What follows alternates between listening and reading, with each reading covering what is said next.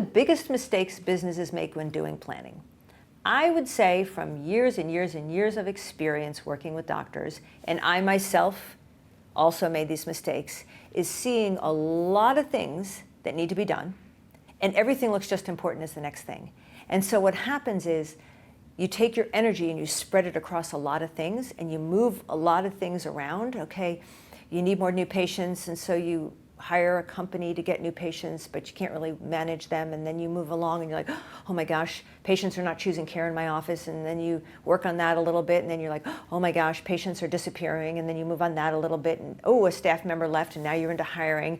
And at the end of the day, nothing really moved, because you moved something a little bit, but so little that it kind of slid back.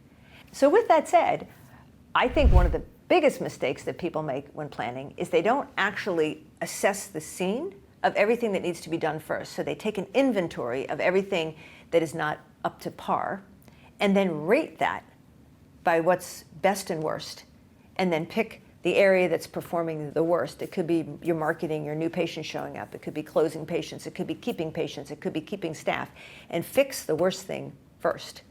And then move up to the next thing, and the next thing, and the next thing, and make sure everything stays in place. So what I've noticed is what a lot of people do is they look around in the chaos, and they pick up the most familiar thing that they like the best, and they continue to work on that thing.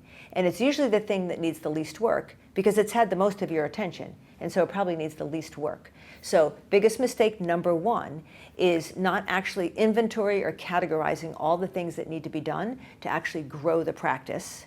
And then once you have it categorized, rating it, say on a scale of 1 to 5, with 1, it needs a little attention, and 5, it needs a lot of attention.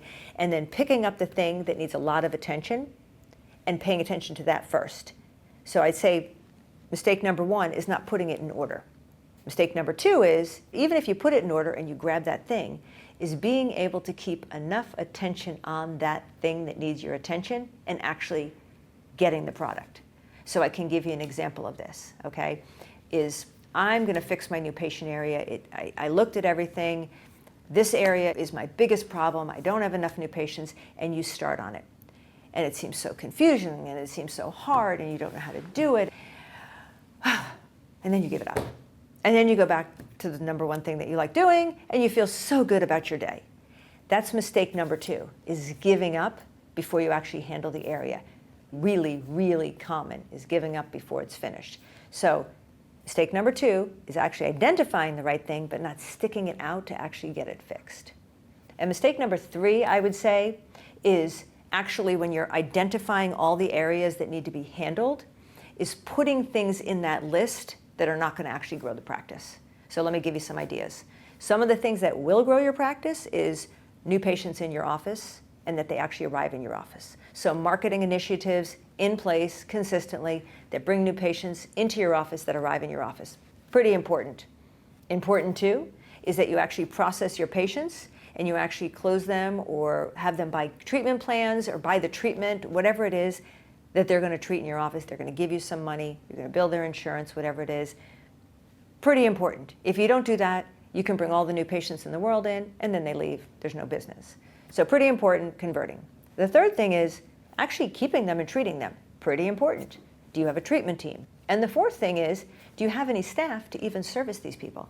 Or is it just you being the marketer, being the closer, being the treater, right? That's a problem. So do you have staff? Those are your 4 most important things. And I maybe could add on there is financial management. So do you have some form of financial management that you're billing your services, collecting for your services, bookkeeping your services correctly, and not just spending money on stuff that you have no idea where your money is going? Throw that one in there. So now you have 5 areas. The areas that are not that important is that the carpeting gets cleaned and the walls get painted. I'm not telling you your carpets don't need cleaning and your walls don't need painting. Maybe they do, right? But when I talk about grading, you've got your 5 areas to grade. You've got your new patient flow, you've got your converting of patients, you've got your retaining of patients and treating those patients, you have your staffing and growing your staff, and then you have your financial management. Those are the 5 things you grade, okay? And those are the 5 things you fix. Yes, on the weekends, you might go in, you might clean the carpeting, and you might paint the walls, but only if you're getting a product in these areas. What I do notice is that some of these easier mindless things that it seems so easy, which is I can put this wall up, or I can paint this wall, or I have to mow my grass at home before I do this thing. There's so many things that get in the way from those things that you hate to do or don't know how to do that you would never get to them.